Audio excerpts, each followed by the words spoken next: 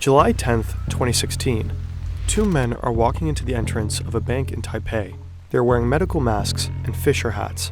One of them guards the entrance, while the other stands in front of the ATM. He doesn't do anything though. He doesn't withdraw money with a card, nor does he try to blow it up. He just waits. And then something curious happens. The ATM starts spitting out banknote after banknote.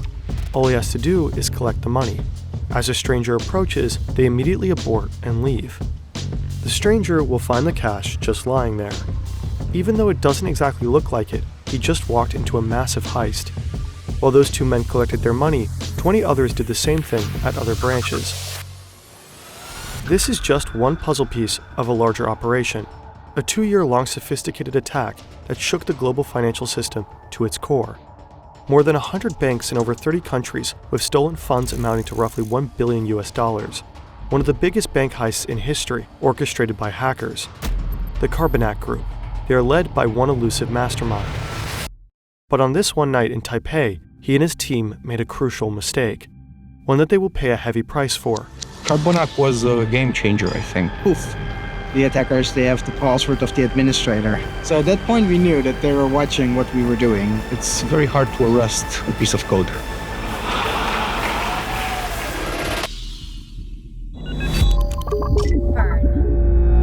This video was created in cooperation with the cybersecurity company Kaspersky Labs on the basis of their documentary series, Tomorrow Unlocked. Also, check out this great podcast episode by Darknet Diaries on the story, link in the description. The actual events of this hack are known, but the names of the attacked banks and involved employees were never disclosed. So to tell this story, we created Maxim. That's him. It's the 8th of April, a regular Tuesday. He works in a Ukrainian bank. He's a well-respected employee, but he has a bad habit of not installing his Windows updates. As he sips his coffee and thinks about the receptionist he has a crush on, an email from his colleague pops in. It's from Sergey, his co-worker. The mail has a Word document attached. It translates into Compliance with Federal Law 115, dated 21/7/2014.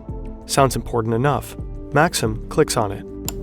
He reads it, closes it, and continues his very ordinary workday. A few months later, Maxim is sitting in a meeting. His boss seems distraught. Some of his bank's ATMs started spitting out banknotes at seemingly random times of day. It seems like whoever was lucky enough to show up at the right time could just grab the money. The bank might be the victim of a cyber attack. The employees should act cautious and avoid suspicious emails. Emails, meetings, stress, colossal hacks. For many, it's the same story every day. What if you want to throw in the towel and build something of your own? Odoo is an all-in-one platform that gives you everything you need to manage your business. You don't need any tech skills. Honestly, you can be a complete beginner. With Odoo, you can create a sleek website and launch your dream project in no time. It's just 4 simple steps. What kind of website do you want? Define the field of activity and the objective. Choose a color palette or insert your logo. What pages or features do you want? Pick your favorite theme from a wide range available. Odoo's AI does the rest. Then you can easily customize your site, drag and drop blocks whenever you need them. Use built-in ChatGPT to help you write engaging copy. Odoo can also handle translations if you want your site to be multilingual. Odoo's first app is free for life with unlimited hosting and support. They even give you a free custom domain name for 1 year on top. If you're ready to scale, Odoo offers a range of other powerful applications to optimize your business. Visit fern.deal/Odoo15 now and start building your own websites for free. The bank hired Kaspersky to investigate their problem. Suddenly all your ATMs are empty. You know that something has happened. This is Jort van der Wiel. He was part of the team on the case. He checks the hard disks of the affected ATMs for malware and finds nothing. Not one suspicious activity, not a single trail to follow. A few months later, van der Wiel gets a call in the middle of the night. It's 3 a.m. It's an account manager working for a large Russian bank. He says van der Wiel and his team need to call his IT guy ASAP. A couple of minutes later, one of van der Wiel's Kaspersky co-workers shows up at a bank in Russia. The IT guy on the site is panicking. Someone has gained control over their domain controller. That's the heart of their server network. If you control the domain controller in a Windows environment, you basically control everything. And without a good reason, it's sending data to China. The Kaspersky specialist starts to look for malware right away. Eventually, he finds a software that lets you watch and control a computer remotely. Could it be that the intruder is watching them right now? He has an idea. He opens a Word document and writes the Russian word for hello. They wait for a few minutes. Nothing happens. Then, suddenly, the cursor moves, and letters appear. The hacker answered. He adds, in Russian, "You will not catch us." To which the Kaspersky employee replies, "We will catch you." "No, you will not catch us." Okay, it's on.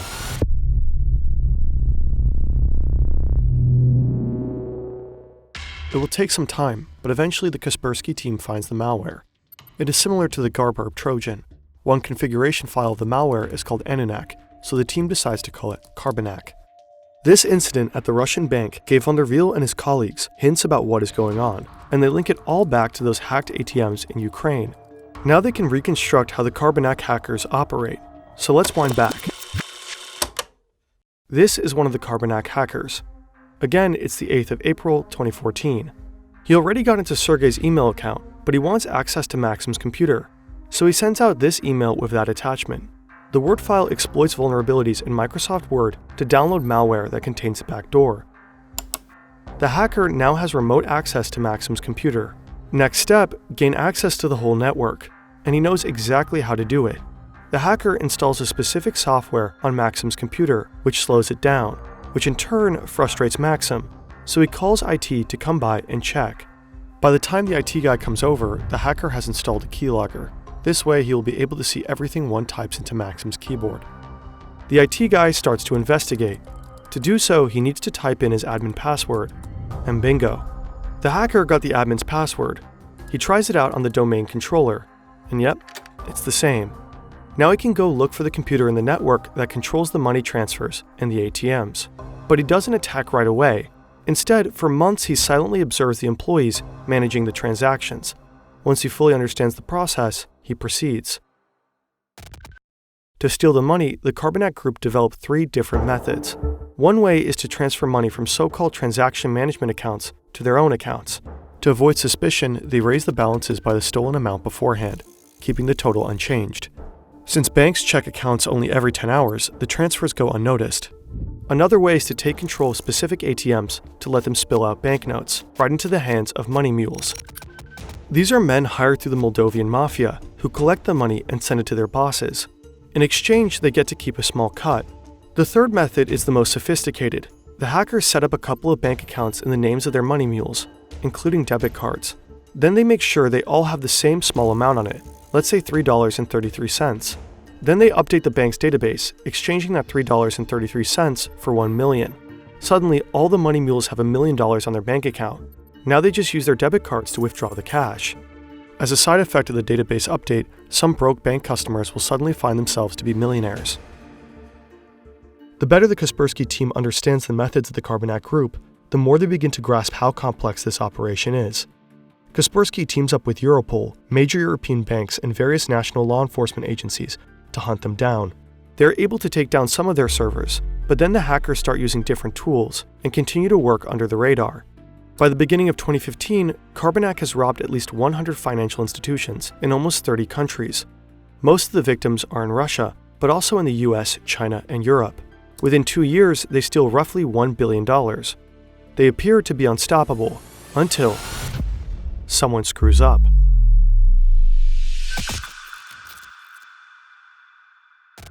The first bank reported that over 70 million NT dollars was withdrawn illegally. The withdrawals were made in both Taipei and Taichung across 34 ATMs and 20 branches. In July 2016, Carbonac attacks the so-called first bank in Taipei, but the Taiwanese police are quick on their feet.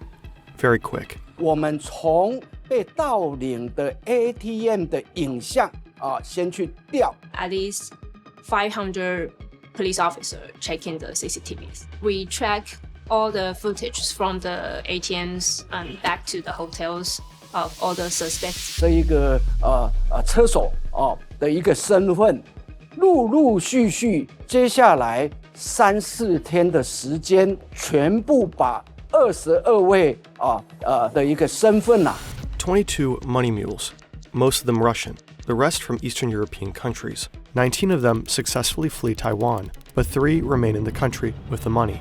Their faces are all over the media. To escape, they have to get rid of the money somehow. One of them hides 2 sports bags with some of the money at the Donghu Park.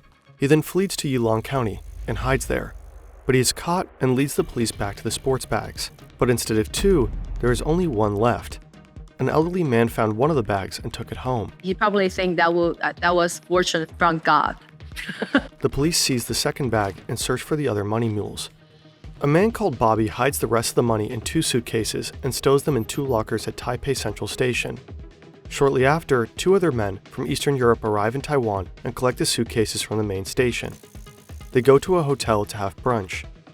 As they sit down, they're interrupted by the police.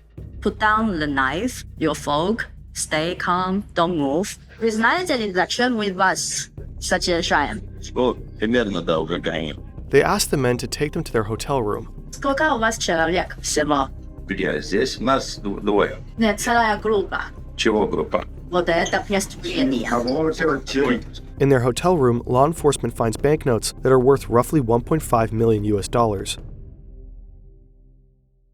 The Taiwanese police managed to recover 90% of the stolen money. The 3 money mules are sentenced to a little over 4 years in prison. These guys are just low-level operatives. But on the phone of one of the men, the Taiwanese police find pictures of stacks of money in various currencies. They also find emails from the suspected head of the Carbonac Group. Europol, the FBI, cybersecurity companies, and several authorities from different countries work tirelessly to find the Carbonac mastermind. Little do they know he is hiding all the way across the globe, living a life in luxury.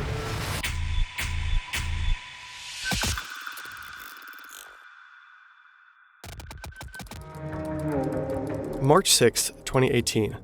This is Dennis. He's Ukrainian, but now he lives with his wife and son in Alicante, Spain. He's a rather private person. He doesn't really leave the house. Right now, as per usual, he's coding new malware. He's one of the best of his trade. To keep a low profile, he does most of his spending in Bitcoin.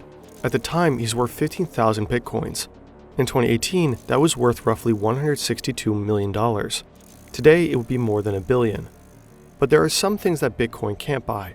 Not a lot of car or house sellers like to be paid in digital currencies. So he needs to use real money to buy these, which leaves traces. This is what tipped off the police. They start to follow the money and eventually realize who he is. His laptop is still on and unlocked. The forensic team immediately starts to collect evidence. The authorities will seize 2 BMWs and jewelry, valued at $500,000, and of course his bitcoins. But the vast majority of the stolen $1 billion remains missing to this day. Dennis K. may have been the mastermind behind the Carbonac operation, but he certainly didn't work alone. We think that it was quite a big team, at least between 10 and 30 people all together that was able to pull this scheme off. You can find the same piece of code being used by different groups. And it's very hard as a security researcher to know the difference which group is using what code, because the code is very similar. It's very hard to arrest a piece of code. In late 2018, 3 Ukrainians were arrested who were allegedly involved as well. The Carbonac malware still exists today. The hackers who use it go by many names: Fin7, Joker's Dash, Carbon, and Cobalt Spider. Experts suspect that those Russian cybercriminals are given free rein by the Russian government in order to cause chaos in the Western world. Maxim's bank lost millions. As we know now, this could have easily been avoided. The Carbonac Group exploited a vulnerability in Microsoft Word, one that had already been fixed 3 years prior, but Maxim was too distracted to install those Windows updates. So make sure to keep your systems up to date. It could save your employer a couple million.